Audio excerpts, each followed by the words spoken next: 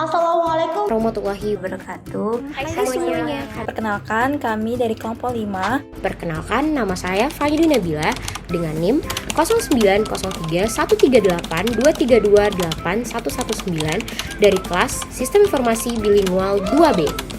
Nama saya Hani Aurelia dengan NIM 09031282328086 dan saya dari kelas Simbil 2B. Perkenalkan, nama saya Welira Trehamusya dengan NIM 090382814142 dari kelas 2B.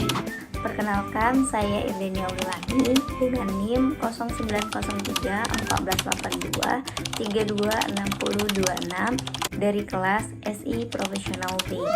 Dan perkenalkan, saya Arifah Harunisa dari kelas SI Profesional dengan NPM 09031482326025. Di video kali ini, kami dari kelompok 5 akan menjelaskan mengenai apa itu memori sekunder. Teman-teman pada penasaran gak sih tentang memori sekunder? Kalau kalian pada penasaran, yuk langsung aja kita simak penjelasan dari rekan-rekan aku selanjutnya. Sebelum membahas lebih lanjut terkait penyimpanan sekunder, akan saya spill sedikit tentang memori sekunder. Karena kayaknya penyimpanan sekunder bukan merupakan suatu hal yang awam ya di masyarakat umum. Dan sebetulnya, penyimpanan sekunder ini punya nama lain loh. Penyimpanan sekunder atau biasa dikenal dengan penyimpanan tambahan atau lebih kerennya itu external memory. Lantas, apa sih memori sekunder itu? Penyimpanan sekunder merupakan sebuah penyimpanan yang tidak berhubungan langsung dengan CPU atau Control Processing Unit. Penyimpanan sekunder biasa digunakan untuk menyimpan atau menampung data yang ukurannya besar dan biasanya bersifat permanen karena penyimpanan utama memiliki kelemahan pada kapasitas penyimpanan mereka yang kecil dan tidak permanen. Memori ini juga dapat dikatakan sebagai alat backup dari memori utama karena memiliki berbagai macam ukuran dari yang berkapasitas rendah bahkan sampai yang melebihi memori utama. Jadi, kesimpulannya begini.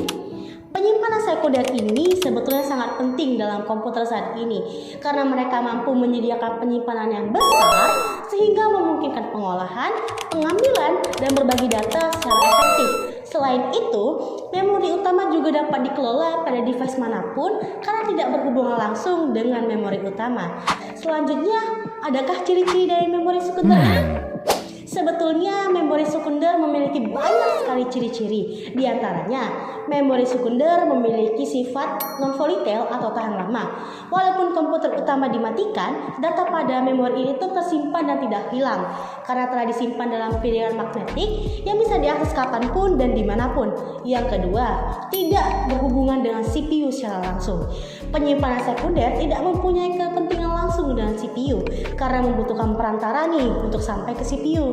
Dan yang ketiga atau yang terakhir, akses data mereka itu cukup lambat karena data yang berada di sarana penyimpanan sekunder ini memiliki waktu yang lama untuk diakses, dibaca dibandingkan dengan mengakses pada memori utama. Selain itu disebabkan oleh bandwidth bus yang lebih rendah. Hal ini juga dikarenakan adanya mekanisme perputaran pada pilihan magnetik yang memakan waktu. Nah, itu tadi penjelasan terkait definisi serta ciri umum dari penyimpanan sekunder.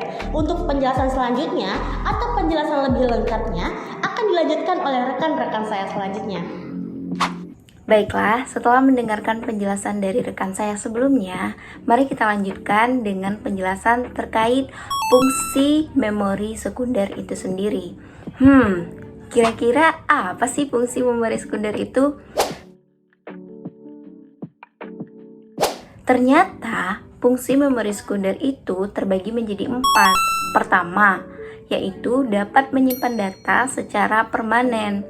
Hal ini membantu pengguna agar data tidak hilang apabila perangkat dimatikan. Nah, semua perangkat telah menerapkan hal ini.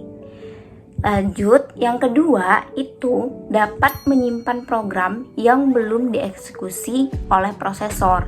Hal ini dilakukan jika ingin mengeksekusi program oleh prosesor dan program tersebut dilakukan di disk kemudian diletakkan di main memory untuk selanjutnya diproses. Yang ketiga, untuk membackup data. Nah, hal ini merupakan alasan kenapa memori sekunder itu menjadi pilihan alternatif untuk membackup data, di mana ia dapat memulihkan data kembali ketika perangkat atau memori utama yang ada di perangkat kita mengalami kerusakan. Lanjut, yang keempat, yaitu fungsi terakhir dari memori sekunder adalah bisa pengarsipan data. Kenapa memori sekunder bisa melakukan pengarsipan data? Karena data yang tidak sering kita gunakan atau ingin kita simpan dalam jangka waktu panjang bisa dilakukan oleh memori sekunder. Ternyata mengetahui fungsi dari memori sekunder masih kurang. Jadi gimana kalau kita lanjutkan dengan menjelaskan terkait jenis dari memori sekunder itu sendiri. Jenis memori sekunder itu ternyata dibagi menjadi 3, yaitu pertama magnetic disk. Magnetic disk ini penyimpanan data yang memanfaatkan prinsip magnet untuk menyimpan informasi pada permukaan bermagnet seperti pita magnetik. Yang kedua, optical storage. Nah, optical storage ini datanya disimpan secara digital dengan memanfaatkan laser yang digunakan untuk membaca dan menulis data. Dan yang terakhir dari jenis memori sekunder yaitu solid state storage. Nah, jenis ini sering digunakan oleh kita-kita atau sering ditemukan pada umumnya. Kenapa dikatakan demikian? Karena jenis media penyimpanan solid storage ini merupakan penyimpanan komputer yang menyimpan data secara elektronik dan tidak memiliki bagian yang bergerak. Baiklah, sekian penjelasan dari saya terkait fungsi memori sekunder dan jenis memori sekunder. Semoga bermanfaat. Baiklah, selanjutnya saya akan memberikan contoh dari jenis-jenis penyimpanan sekunder yang telah dijelaskan oleh rekan saya sebelumnya. Yang pertama yakni adalah magnetic disk. Contoh yang pertama ialah hard disk. Hard disk terbuat dari kumpulan cakram yang dikenal dengan piringan dan dilapisi bahan magnetik, memungkinkan penyimpanan data dalam jumlah yang besar. Contoh kedua dari magnetic disk adalah floppy disk. Floppy disk memiliki lapisan magnetis dan dikemas dalam amplop plastik pelindung. Floppy disk sekarang tidak banyak digunakan karena kapasitas penyimpanannya yang sangat terbatas. Contoh yang ketiga adalah tape drive. Tape drive merupakan perangkat yang memungkinkan sebuah data dalam jumlah yang besar, dibuat secara mekanis dan disimpan dalam waktu yang lama, serta dapat mudah diakses. Selanjutnya adalah jenis penyimpanan sekunder yang kedua, yakni optical storage. Contoh pertama dari optical storage ialah drive CD atau compact disc. Drive CD umumnya menggunakan sinar laser untuk membaca dan menulis data. Dengan ruang penyimpanan sebesar 700 MB, perangkat ini murah, portable, dan salah satu perangkat penyimpanan terpopuler yang digunakan. Contoh kedua ialah drive DVD.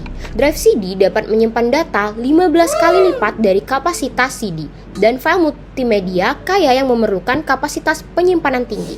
Contoh yang ketiga ialah Blu-ray. Blu-ray dapat menyimpan video dengan definisi tinggi atau HD dan file multimedia lainnya. Bentuknya menyerupai CD atau DVD namun dapat menampung hingga 25 GB. Namun, Blu-ray juga memerlukan pembaca Blu-ray jika ingin menggunakan disk Blu-ray tersebut. Baik, setelah mendengarkan penjelasan dari rekan saya sebelumnya, maka di sini saya akan melanjutkan penjelasan tentang solid state storage. Yang mana di sini ada dua, yaitu SSD dan USB atau flash drive. Yang pertama ini ada SSD. SSD ini berfungsi untuk menyimpan data menggunakan memori yang berbasis flash, dan ini jauh lebih cepat dibandingkan dengan hard disk tradisional. Lalu yang kedua itu ada USB atau flash drive. Nah, USB ini merupakan penyimpanan yang dapat memindahkan file dengan cepat dari satu sistem ke sistem lainnya. Nah, USB atau flash drive ini dapat menampung hingga 2 TB. Lalu berikutnya itu ada penyimpanan sekunder yang paling familiar. Nah, di sini ada 3, yaitu flash disk, memory card, dan RAID. Di sini saya akan menjelaskan yang flash disk terlebih dahulu, lalu memory card dan RAID akan dilanjutkan oleh rekan saya selanjutnya. Flash disk ini sama dengan disket dan CD, yaitu sebagai alat penyimpanan data. Nah, flash disk ini memiliki kapasitas yang bermacam-macam. Nah, flash disk ini berfungsi untuk menyimpan data. Karena untuk menyimpan data, flash disk itu harus dihubungkan dengan komputer menggunakan port USB yang ada di komputer maupun yang ada di gadget. Yang kedua ada memory card. Nah, pengertian memory card sendiri adalah perangkat penyimpanan data yang kecil dan portable yang digunakan untuk menyimpan informasi digital seperti foto, video, musik, dan file-file lainnya. Nah, memory card ini umumnya digunakan dalam perangkat elektronik seperti kamera digital, ponsel cerdas, tablet, dan konsol game portable. Nah, adapun tipe-tipe memory card yang pertama ada secure digital, micros, compact flash, dan memory stick dan lainnya. Yang terakhir ada RAID dengan pengertian adalah teknologi yang menggabungkan beberapa hard disk fisik menjadi satu unit penyimpanan. Nah, oleh karena itu, meskipun menggunakan beberapa HDD fisik, teknologi RAID memungkinkan hanya satu HDD yang terbaca sebagai unit penyimpanan. Nah, fungsi RAID sendiri adalah untuk meningkatkan kinerja atau keandalan penyimpanan data dengan menggabungkan beberapa disk menjadi satu atau lebih array. Sekian dari saya, terima kasih. Sekian video penjelasan mengenai memori sekunder dari kelompok kami. Semoga video ini dapat bermanfaat bagi kita semua. Sampai ketemu lagi, dadah!